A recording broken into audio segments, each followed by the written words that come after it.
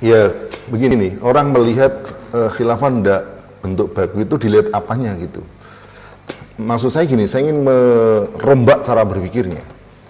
Misalnya kalau Ustadz Karebet ini datang ke masjid, lalu kemudian di sana ada orang sholat, lalu lihat orang sholat, lihat warna bajunya.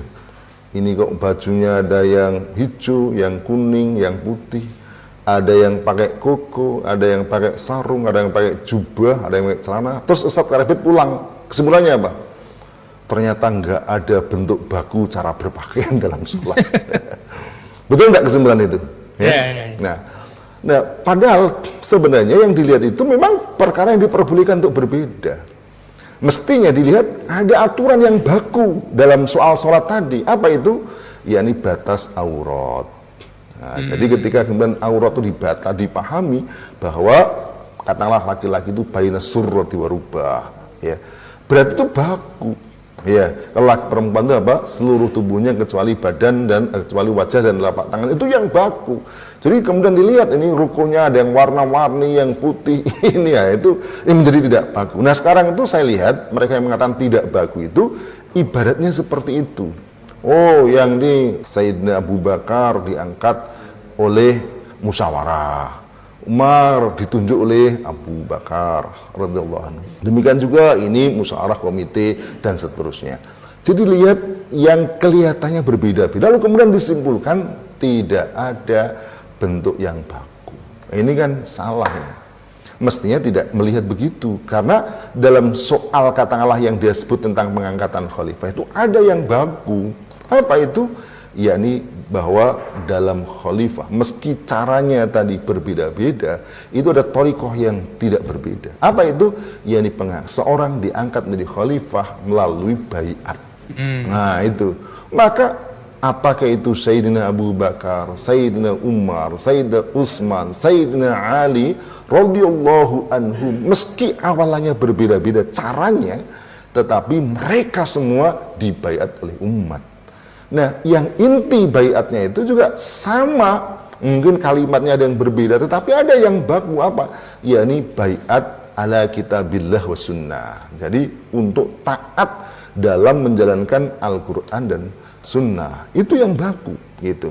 Nah, oleh karena itu saya ingin sebut gitu. Jadi apa namanya? Tentu harus lebih fair untuk melihat tentang persoalan ini. Itu satu. Kemudian yang kedua, begini, dalam semua syariat ya, dalam semua hukum itu ada perkara yang sama ya, ada perkara yang berbeda, ikhtilaf dengan para fuqaha.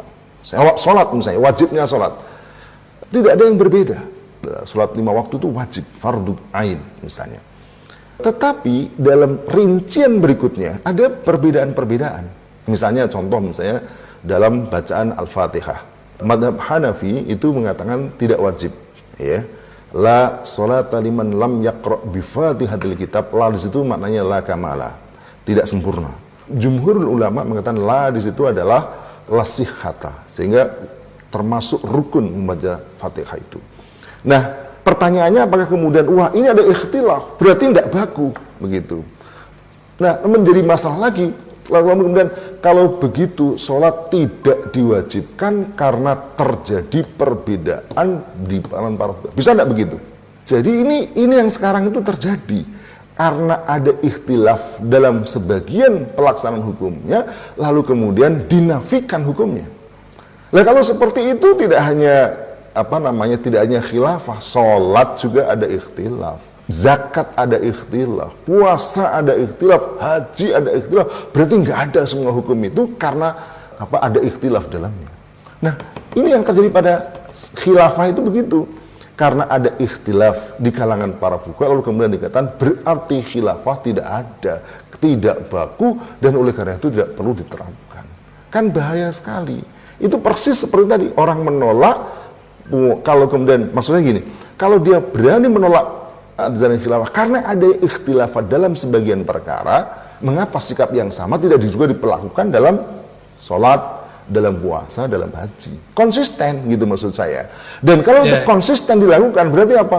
Maka tidak ada hukum Islam yang diterima. Karena apa? Karena hampir semua hukum Islam dalam pelaksanaan rinciannya ada ikhtilaf. ikhtilafat, ada perbedaan-perbedaan. Dan itu tidak menjadi alasan lalu kemudian menggugurkan sesuatu yang difardukan Allah Subhanahu wa taala itu menjadi tidak fardu hanya gara-gara adanya ikhtilaf di antara para fuqaha tentang perkara tersebut.